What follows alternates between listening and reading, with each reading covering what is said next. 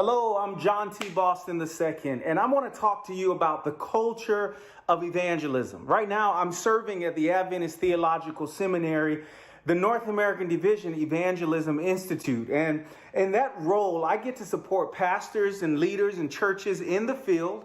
But at the same time, I'm supporting students that are retooling themselves to serve in critical ministry roles across North America and really around the world. But before I was serving in this place, I was a pastor evangelist. As a matter of fact, there were years where I struggled with the notion that these two things could work together, but I have found that they're really inextricable. You can't separate them, kind of like Daniel in Revelation.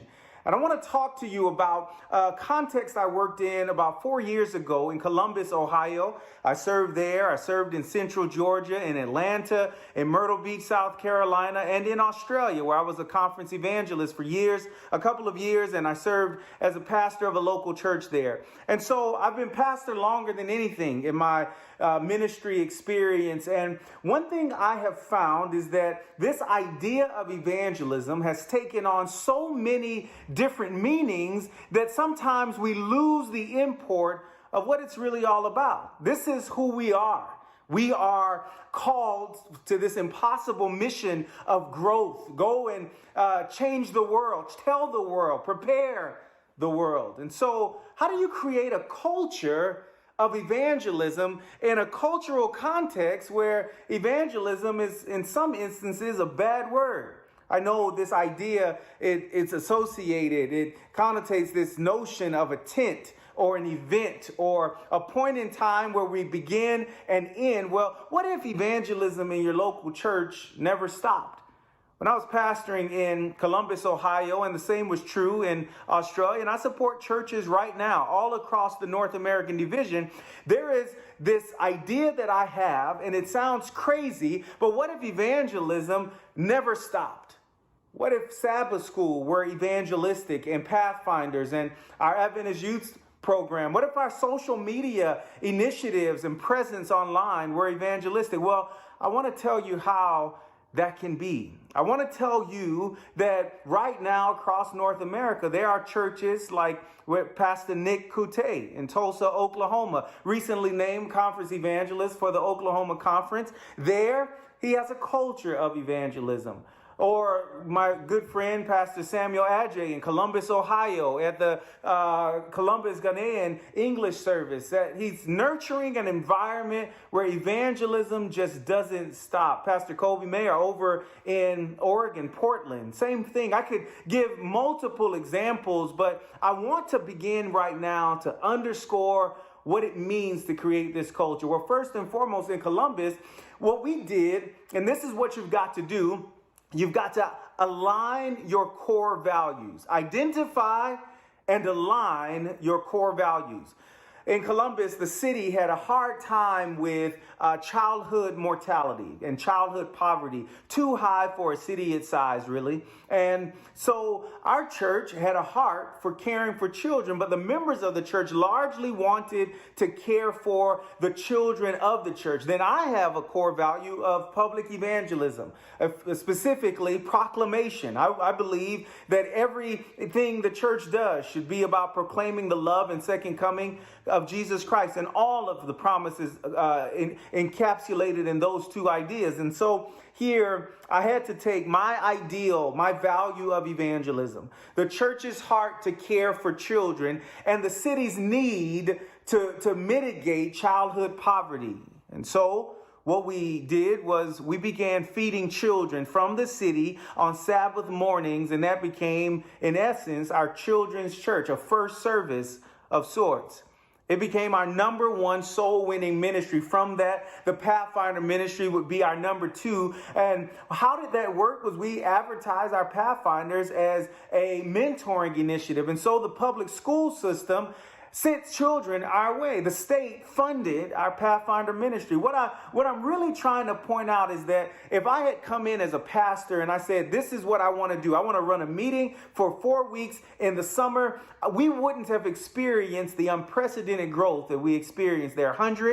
and 87 decisions for baptism. Persons baptized or transferred their membership from another Bible-believing church in 3 years. How did that happen? It happened because everything we did centered around evangelism. We did it in those 3 ways. Identify the value of the city. The city made clear what they needed based on where their funding was going, the mayor's page, the city's website, then the value of the church. The church had a value of nurturing children, and we needed to expand that. As a pastor, my value is evangelism, and so we needed all of those values to intersect. And when that happens, you will nurture and facilitate critical mass. Now, that's how you do it. That's what we did. But let's unpack that a little bit more. What about the other ministries of the church? We began to adjust our local church budget based on the effectiveness of the ministries that we were engaged in. Our Sabbath school programs, for instance,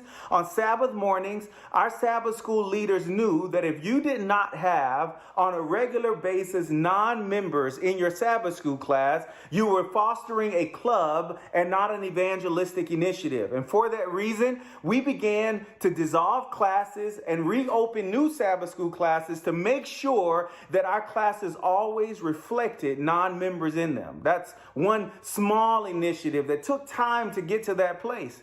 I asked each of my elders if they would consider being a part of the soul winning ministry of the church. It's very difficult to lead a church or to have leaders in a church, any organization really, who are not modeling what you're asking everyone to do. How could I ask everyone to be a soul winner if the core leaders of the church are not soul winners? How could I ask everyone to be excited about growth culture in the local church if the core leaders of the church were not? So that was key. In our board meetings, we actually discussed the names of persons that made decisions. I support this in churches across North America right now. And what I'm suggesting to you, the primary work of the board is the planning of evangelism, the organizing the church for evangelism. And so in the board meeting, if the bulk of the meeting is on finance or the renovation project or the rebuilding, building a building project, you're in trouble. You want to make sure that every board meeting, the bulk of emphasis is based on the effective, efficient propagation of the gospel, like my teacher, Dr. James Doggett, used to say.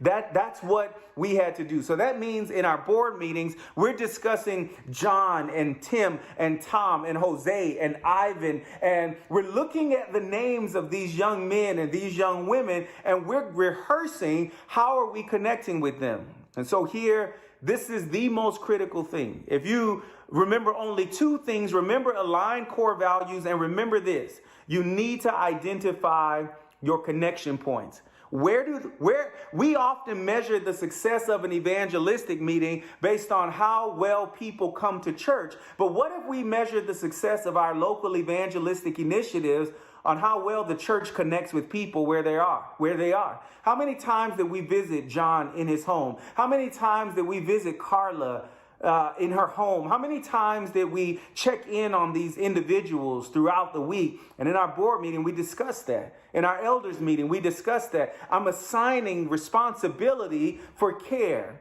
Effective care is the most valuable tool in evangelism you have.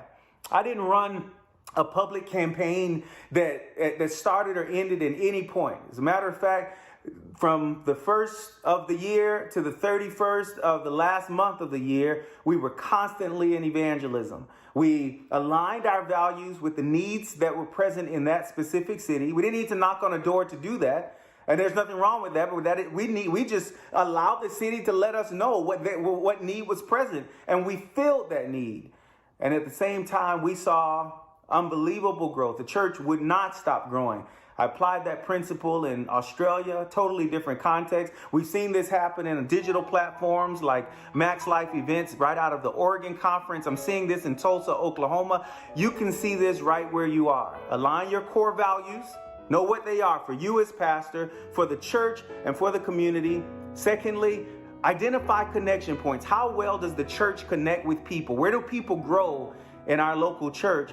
And finally, after you've got those 2 things working for you, I want you to consider that the only thing you'll have to do next is figure out where you're going to fit all of the people that make decisions, because this is how you have a culture of evangelism.